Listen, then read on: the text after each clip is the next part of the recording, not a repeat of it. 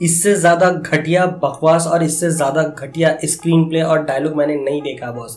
इससे ज्यादा क्या ही बुरा हो सकता है। एक तो यार कंगना रनौत रियल लाइफ में देखो क्या कर रही है और रियल लाइफ में क्या कर रही है, मतलब एकदम बकवास लगा मुझे।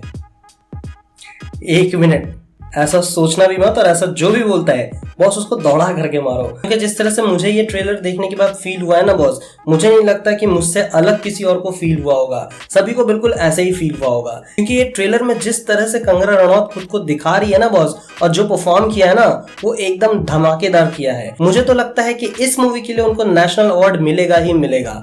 कहानी जो है यहाँ पे जयललिता जी के ऊपर में दिखाया जा रहा है, उनकी फिल्मी करियर से लेकर के उनकी रियल लाइफ में आए प्यार और उसके बाद से पॉलिटिक्स में एंट्री करने का सफर कैसा था वो दिखाया जा रहा है। किस तरह से हमारी दुनिया में जो है मेल डोमिनेटिक दुनिया के अंदर में किस तरह से उन्होंने अपने आप को रियल लाइफ और रियल लाइफ दोनों जगह पे हीरोइन साबित किया और उनके सामने में लोगों ने थलाइवी बोल करके अपना सर झुकाया। वैसे थलाइवी से मुझे याद आया कि थलाइवा जो है हम सिर्फ और सिर्फ रजनीकांत सर के लिए यूज करते थे, दैट द बिगेस्ट थलाइवा। लेकिन फर्स्ट टाइम मुझे ऐसा लग रहा है कि इस वर्ड का ऑपोजिट जेंडर यानी थलाइवी, इस वर्ड को जो है ना ये फिल्म सच में डिजर्व करती है और जिनके ऊपर में ये कैरेक्टर दिखाया जा रहा है उनके लिए ये वर्ड जो है 101% जो है सूट करता है बॉस। अब बात करते हैं कि यहाँ पे डायलॉग डिलीवरी कैसी है। डायलॉग डिलीवरी ऐसी है कि उस डायलॉग की वजह से जो है हमने कई बार इस ट्रेलर को देख लिया। इस ट्रेलर के अंदर में बार बार जो है दिमाग में बस एक ही चीज आ रहा था देखते समय कि बॉस इस फिल्म की हीरो जो है ना वो यही हीरोइन है।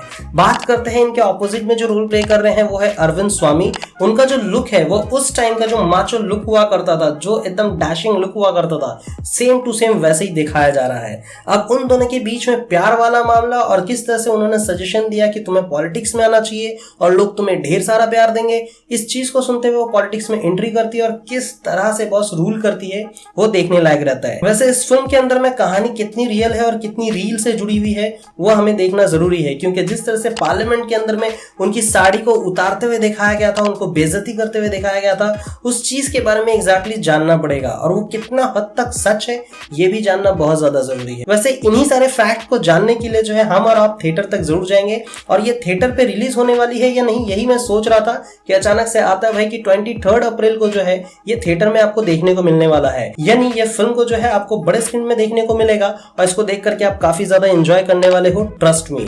हाँ, अब इस ट्रेलर के अंदर में 3.5 मिनट के ट्रेलर के अंदर में जो भी चीजें दिखाई गई है वो अपने फिल्म के लेंथ के अंदर में कितनी टिक पाती है वो देखने लायक जरूर है। लेकिन नो डाउट मेरे तरफ से तो है भाई कि ये फिल्म एकदम धमाका मचाने वाली है और इस फिल्म के आसपास में कोई भी फिल्म नहीं भटकेगी, ये तो गारंटी है, क्योंकि जो ये प्रॉमिस कर रही है अपनी कहानी को लेकर के ट्रेलर में वो एकदम रियल है बॉस। साथ साथ बात करते हैं बीजीएम की। बीजीएम इतनी धमाकेदार है कि बीजीएम बहुत ज्यादा अपील कर रही है। इस बीजीएम को सुनकर के मुझे गूज बम्प तक आ गए और इसी वजह से जो है मैंने कई बार इस ट्रेलर को देखा है। तो ओवरऑल अगर बात की जाए तो ये एक धमाकेदार मूवी होने वाली है और हो सकता है कि इस मूवी के लिए कंगना रनौत को नेशनल अवार्ड फिर से मिल जाए। वैसे जाते जाते एक चीज और कहूंगा कि एक छोटी सी कमी मुझे दिखी है, वो ये कि जो एज का ट्रांसफॉर्मेशन दिखाया गया स्टार्ट टू एंड एकदम दमदार लगा मुझे, एकदम कहीं पे भी कोई कमी नहीं लगी। लेकिन जो ओल्ड एज में घुसते हुए दिखाया गया है कंगना रनौत को, वो हो सकता है कि आपके मूड को बहुत ज्यादा स्पॉइल कर दे और आपको थिएटर में उस चीज को मेरे हिसाब से इग्नोर कर देना चाहिए, क्योंकि कंटेंट अगर दमदार हो